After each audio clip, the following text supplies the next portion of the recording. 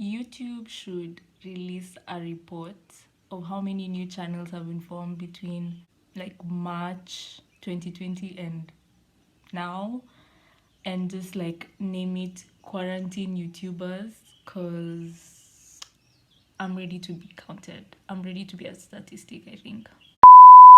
Greetings, Earthlings. Today I'm talking about a beloved book from a beloved series.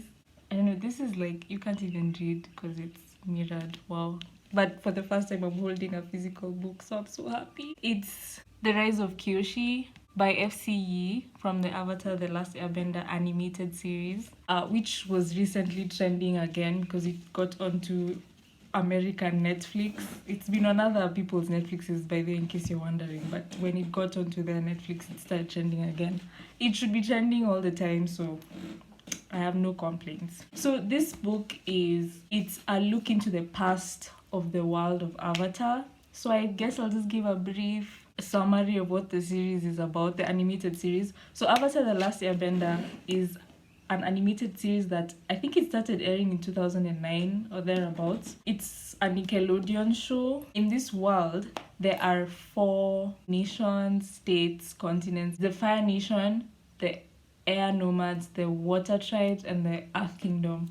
And the whole premise of the show is that there are special people in each of those nations that can bend that element. So like if you're in the Fire Nation, there's some people who can bend fire, which bending in this case means controlling it and like doing cool things. Furthermore, out of the special people who can bend, there's a special person who can bend all the elements, and they're called the Avatar. And there's usually only one. Once they die is when the next one is born, and it follows an order. I'm not sure what the order is. I think the order is fire. No, the order is water, earth, fire, air. I feel like I've just made that up. If it's wrong, I'll put the right thing on the screen. I don't know. If right now the person that's the Avatar is from the Water Tribes, when they die, the next reincarnation of the Avatar is going to be from the Earth Kingdom. So the animated series follows the Last Airbender after the Fire Nation basically decided they're gonna declare war on all the other nations, and they knew the next Avatar was going to come from the Air Nomads, and so they basically killed all the Air Nomads. But our next Avatar wasn't in any of the Air Nomad temples. He was stuck in an iceberg under the sea for 100 years. And so the series starts when he is discovered by 2 Water Tribe children, Katara and Sokka, and they begin their journey of him learning how to bend undercover, basically, as the fire, because at some point the Fire Nation discover, oh, he's alive again, oh my god, and he's the only one who can truly stop them in their empire-seeking war. And so, yeah, he keeps moving around as he learns how to bend all the elements, and it's awesome and it's great, and you should watch it if you haven't watched it yet. So this book, which has a really pretty undercover thing under there, it's so nice. This book is it's set approximately 400 years before the main series starts, because Avatar Kyoshi is not the Avatar before Aang. She's the Avatar before Aang. What am I saying? That's so confusing. Okay, so it's Aang, and it's Avatar Aang. Then before him was Avatar Roku. Then before him was Avatar Kyoshi. And that's like approximately 400 years ago. That doesn't make any sense. Oh, Aang was inactive for 100 years. Never mind. So this story basically is about her life, about how she became the Avatar. And I think there are going to be 3 of them, and this is the first.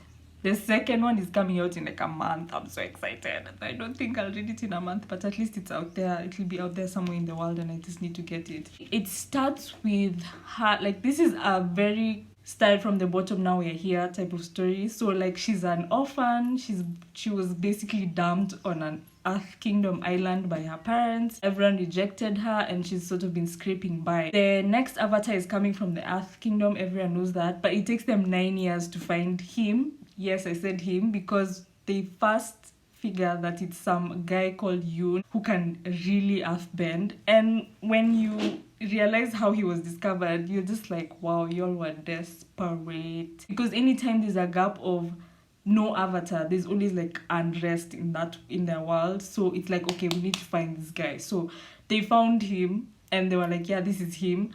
And they happened to bring him onto the island where Kyoshi is to train to now become the next avatar. So what happens is the avatar before Yoon is Avatar Kuruk, which for those people who watched the series, I think you remember what happened to Avatar Kuruk. He's the water tribe guy whose girlfriend, wife, lover was stolen by that demon. I think the demon's name is Ko, and her face was stolen. Remember that episode? So that avatar is the one who's before Kyoshi. And he apparently died when he was 33, because I think you remember he was like, ooh, we're just vibing. He has like surfer guy vibes. He wasn't serious at all. And so his avatar team, and this is something else I've realized, all the avatars have team avatar. Like the way Aang has the gang and Korra has the crew. I don't know if that's an official name, but anyway. So all the avatars have team avatar, including Kyoshi. And so Kuruk's team of friends become the masters of this new avatar. Like, yeah, does that make sense? So Yoon is there. They build this huge, not palace, but like a really nice mansion for him to stay in and train. And Kyoshi, remember Kyoshi is somewhere in the background, lives on that island, and she's there, and she's just a servant in the house. By the way, for those who don't know, Kyoshi is like, she's the longest living avatar, meaning she's lived for like, I think 100+ years. And she's also the tallest. For those who've watched the series, remember that episode about Avatar Day on that random Earth Kingdom island, where she was accused of killing some general Jen. I don't know, I've just made that name up. And she comes back into Aang's body and like actually confesses that she did that. So she has like the biggest feet, because she's like tall. Like people would say she's like 7 feet. I don't think she's 7 feet, but she's taller than an average sized man, because there's something that happens in the book where someone is describing her because he's looking for her and he's like, she's taller than you or me. And these are like fully grown men. So she's really tall. So she's a servant in the house, in the mansion, and she's just doing her own things. She can bend, but there's a secret of why she can't bend that well, and so she doesn't bend at all. I don't think I'm gonna spoil that reason. Basically, it comes out that she's a really strong bender. She didn't bend any other element. There's something that happens where, so she's really close with Yoon, this Yoon guy, and so it's her, Yoon, and Rangi, who by the way becomes her girlfriend. I don't think that's a spoiler. I think it's in the like blurb somewhere of this. Anyway, maybe I've just spoiled. So it's Yoon, Kyoshi, and Rangi who are like the team, and they're just in that mansion having fun and like being friends. And so there's something that happens where Kyoshi is forced to bend. Remember, she doesn't like bending, but she's forced to bend, and she like goes ham. Everyone is just like, what has happened? And so they start doubting. They're like, wait, okay, you know how this Yoon guy was chosen? It was very fishy to begin with, and so this other Kyoshi might actually be the one. And so there's a point where there's a short period of time where they're both, now she stops becoming a servant, she starts being like served nicely and and she's like feeling weird, because they're both now candidates. Like, okay, we need to somehow find out who this is, because up to this point Yoon has not been able to bend any other element anyway, and they're all like, yeah, he just needs to take time. And then this happened, and then everyone was like, okay, wait, something else happens, and it's confirmed that Kyoshi is the avatar. But she's in a situation where she doesn't trust anyone around her except Rangi, and so they yip out of there. Yes, because they have a bison. I'm trying to remember how they have a bison. Just know they have a bison. I think saying it is going to sort of spoil, but they have a sky bison, and they yip out of there. And so now they're also on the run. So apparently all avatars are stressed all the time. It wasn't just Aang who was learning how to bend on the run. Also Kyoshi is learning how to bend on the run. They both, and I'm not spoiling anything. Everything I'm saying is in the blurb here. So just go with me here. As they go and they're like, okay, we need to, Rangi, of course, she's the Fire Nation, remember, and she's a really good firebender, and like she actually becomes Kyoshi's like firebending master technically. And her mom is the firebending, the technical firebending master of the Avatar. The one who was training Yoon and who was supposed to be now training Kyoshi, that's her mom. So now Rangi's like, okay, I'll also run away from home. They find the Dao Fei, who are like criminals underground. Were they mentioned in the main series? I don't remember. That band of Dao Fei they find become Team Avatar, which is so weird, but it's definitely in line with this universe. It's like a ragtag team of people doing things. And remember, she's run away, so it's like a lot going on. There are people running after her. She kind of gets over that thing where she can't bend, or why she doesn't like bending.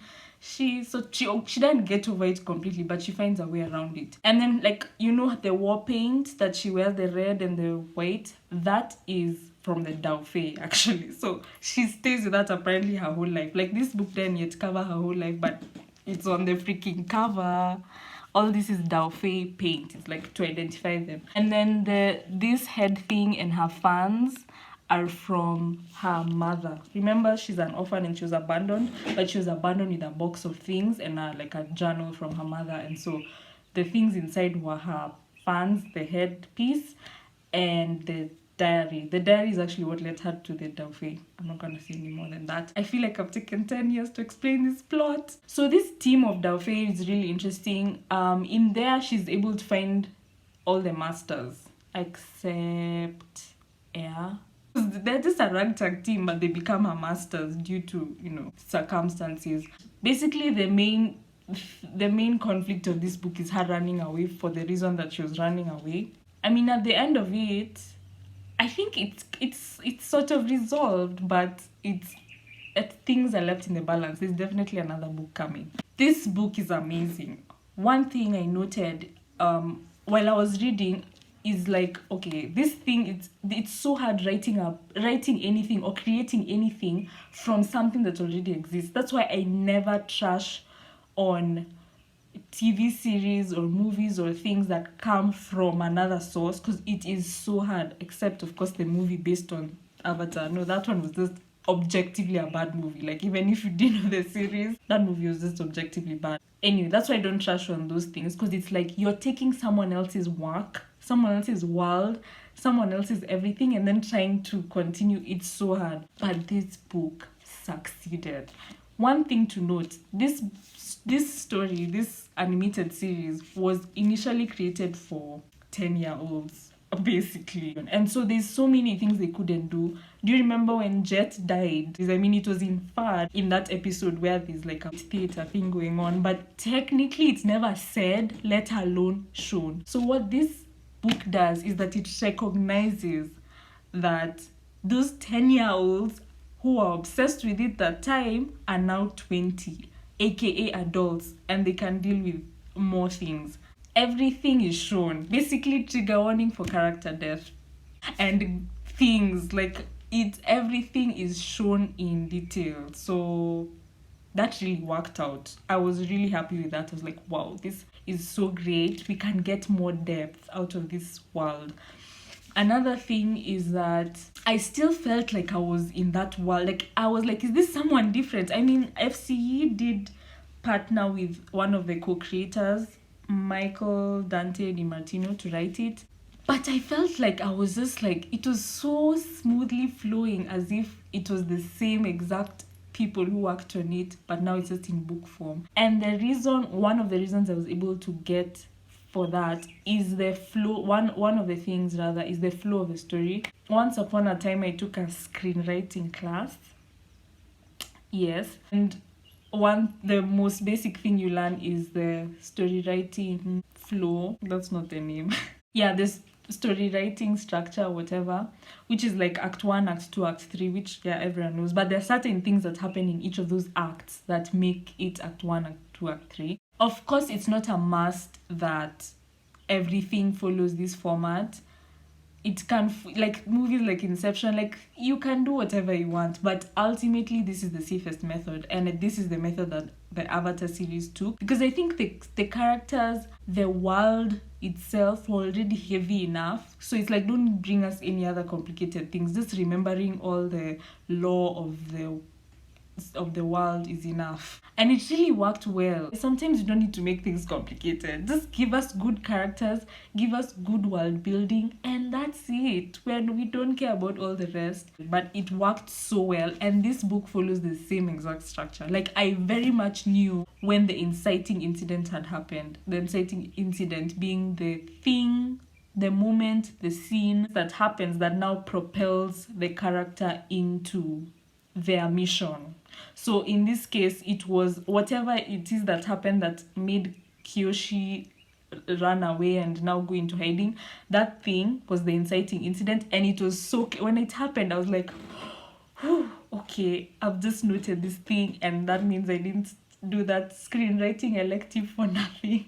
Anyway, so things like that, I just found that so interesting. Like, I feel like screenwriting students need to study this book, because it was just such a nice flow, and the series followed it as well. Something else is that it's probably a trilogy. Anyway, the point is that this is not the only book. The thing that happens sometimes with trilogies is that book one is like a long introduction where basically almost nothing happens, and you can't even track act 1, act 2, act 3. It's like a long act 1.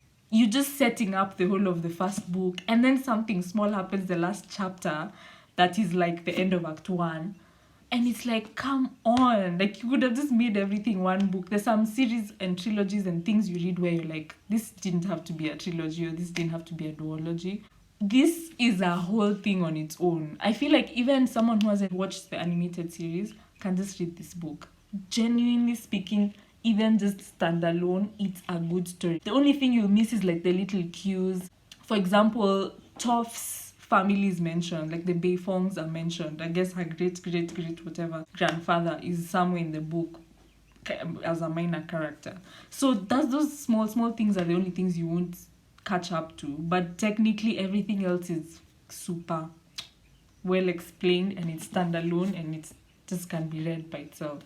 The characters are also really good. As I said, there's another team Avatar, but there's none of that, oh, this guy is acting like Sokka, this girl is acting like Katara. There's none of that. These are their own characters. They're just doing their own thing. I mean, they're waterbenders, earthbenders, firebenders, airbenders, but you don't feel like, this is almost like, I didn't get any of that throughout, even though I was trying to force things. But genuinely speaking, there was technically none of that, and it's like, thank God.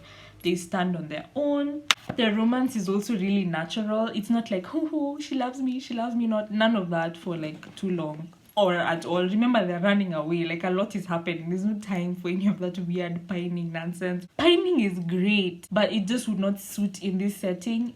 And thank God they didn't force that. It's a sapphic romance, i.e., they are both girls, Kyoshi and Rangi. It just really works. It's just so natural. Also, mentions of the spirit world. There's a character in there who's like Uncle Iroh-ish. I know I just said none of the characters imitate any of the others. I'm just trying to give you a vision in that he's like in tune with the spirit world sort of person. Or that guru that Aang met that was telling him he had to break his connection to the world. Basically the spirit world is really well represented. Kyoshi does go into the avatar state at some point. 2 points, I think 2 points. And it's just all so well done. It's so real. It's like, this is a young adult novel that is so well structured and interpreted from the original middle grade animated series. It's just so well done. I'm so impressed. I'm super impressed. I have nothing bad to say about it, honestly. The plot twists were so twisty. Oh my God. They were so twisty. And you can't ever guess anything. Honestly, I was just, again and again, I was just in shock each time. And that's great. That's what you want in a story. So yeah, definitely you must read this book. Also, quick one.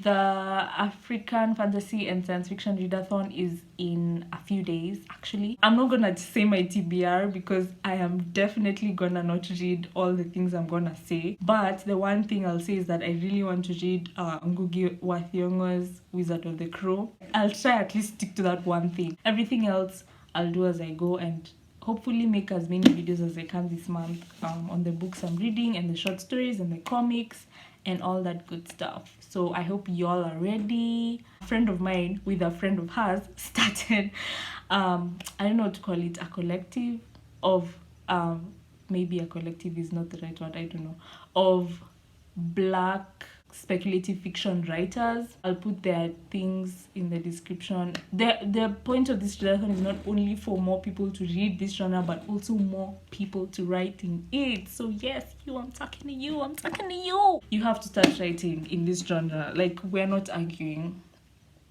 Let's not argue. So I'll put the stuff in the description. They're holding a webinar soon, like a training, free training webinar soon. And one of her stories is the ones that's on the list, on that super long master list Google Doc. So she can be trusted. She has written, she has been published, she knows what she's doing.